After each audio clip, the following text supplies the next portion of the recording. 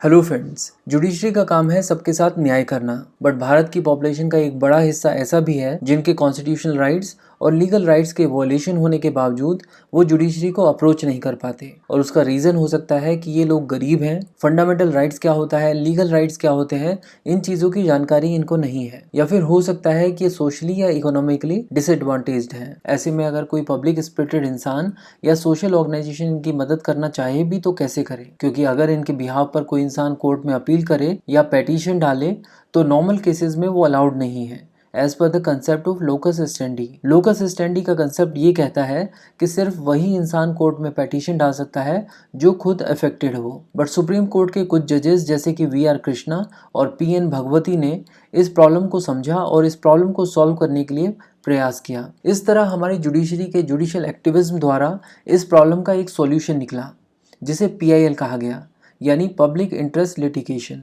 इसे early 1980s में introduce किया गया था। बेसिकली PIL के केस में कंसेप्ट ऑफ लोकस स्टैंडी को रिलैक्स कर दिया जाता है, यानी अब जो भी लोग डिसएडवांटेज पोजीशन में हैं उनके राइट्स अगर वॉयलेट हुए हैं या कहें कि ह्यूमन राइट्स का वॉयलेशन हुआ है तो इनकी सिचुएशन को सुधारने के लिए अगर कोई भी इंसान या सोशल ऑर्गेनाइजेशन जुडिशरी के पास एक पेटिशन डालना चाहती है तो ऐसा PIL के थ्रू किया जा सकता है। और ये PIL हाई कोर्ट या सुप्रीम कोर्ट में डाली जा सकती है। अगर हाई कोर्ट या सुप्रीम कोर्ट इस PIL की सुनवाई के दौरान पाते हैं कि वाकई इन लोगों के राइट्स वायलेट हुए हैं तो हाई कोर्ट आर्टिकल 226 के तहत और सुप्रीम कोर्ट आर्टिकल 32 के तहत स्टेट को उनके कॉन्स्टिट्यूशनल प्रोमिसेस फुलफिल करने के लिए डायरेक्ट कर सकता है।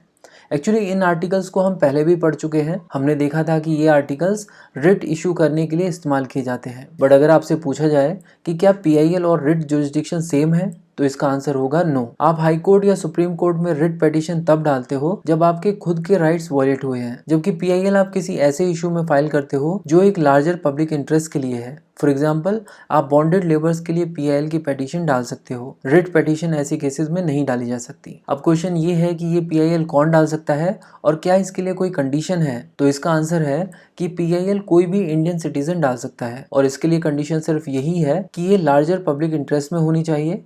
मतलब जो इशू आप PIL के थ्रू उठाना चाहते हो उससे समाज के एक बड़े वर्क को फायदा होना चाहिए। किसी इंडिविजुअल के इंटरेस्ट के लिए आप PIL नहीं डाल सकते। तो मान लीजिए आपको कोई ऐसा इशू मिल जाता है जिसके लिए आप PIL डालना चाहते हैं, तो आपको क्या करना होगा ये देखते हैं। सबसे पहले तो उस इशू से रिलेटेड आपको अपनी रिसर्च करनी होगी, पता करना होगा कि क्या ये वाकई एक बड़ा इशू है और अगर हाँ तो इसके लिए कौन जिम्मेदार है, सॉल्यूशन क्या होना चाहिए एटसेट्रा। और क्या इस इशू को किसी गवर्नमेंट एक्शन या फिर पॉलिसी द्वारा सॉल्व किया जा सकता है। अगर हाँ तो आपको उस अथॉरिटी को अपनी डिटेल्स भेजनी चाहिए, उनसे जवाब मांगना चाहिए, क्योंकि हो सकता है कि अथॉरिटी ऑलरेडी उस विषय पर काम कर रही हो। आप अथॉरिटी को रिस्पॉन्ड करने के लिए 1 या 2 महीने का समय भी दीजिए। अगर वो अथॉरिटी कुछ रिस्पॉन्स नहीं करती है या फिर आप अथॉरिटी के रिस्पॉन्स से संतुष्ट नहीं हैं तो आपको अपनी पूरी की पूरी रिसर्च और डिटेल्स और अथॉरिटी की रिस्पॉन्स मिला मिलकर एक PIL कॉपी बनानी चाहिए। अगर मान लो इसके लिए कोई भी गवर्नमेंट अथॉरिटी जिम्मेदार नहीं है, मान लीजिए कोई प्राइवेट इंस्टीट्यूशन इसके लिए जिम्मेदार है, तो ये प्रोसेस आपको तब भी फॉलो करना पड़ेगा। PIL की एक कॉपी आपको उस अथॉरिटी को देनी होगी और दूसरी कॉपी आपको सुप्रीम कोर्ट या फिर हाई कोर्ट, जहां पर भी आप PIL डालना चाहते हैं वहां भेजनी होगी।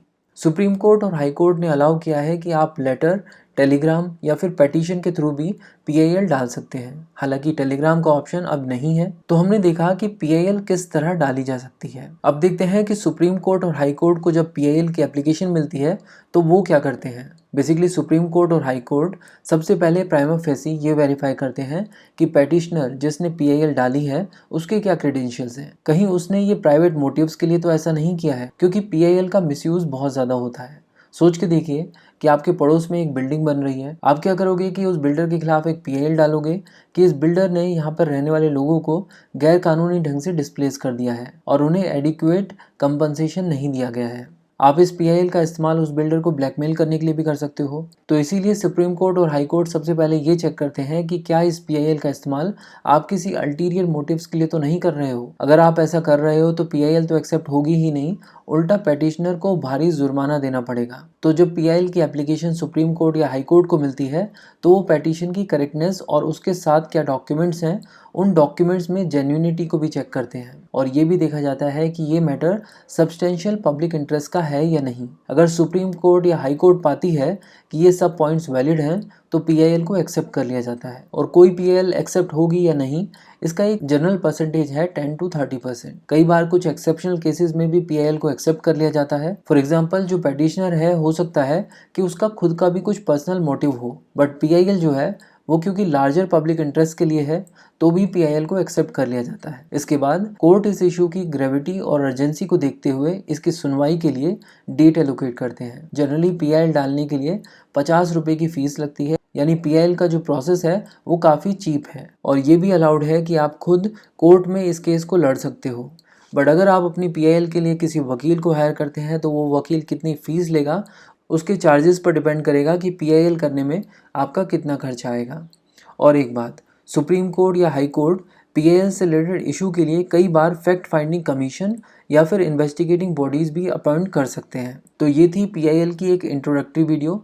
नेक्स्ट वीडियो में हम देखेंगे कि सुप्रीम कोर्ट ने किन कैटेगरीज़ में पीआईएल डालना अलाउ किया है और किन कैटेगरीज़ के लिए पीआईएल डिसअलाउड की गई है। हेलो फ्रेंड्स, जो वीडियो अभी आपने देखी ये बुक्सतावा ऐप के ऊपर अवेलेबल इंडियन पॉलिटी कोर्स की वन ऑफ द 314 वीडियोज़ में से एक वीडियो है। इंडियन पॉलिटी कोर्स के अंदर हम लोगों ने यूपीएससी प्रिपरेशन के लिए पूरी की पूरी इंडियन पॉलिटी सिलेबस को 314 वीडियोज़ में डिटेल्ड एनिमेटेड वीडियोज़ के थ्रू कवर किया है।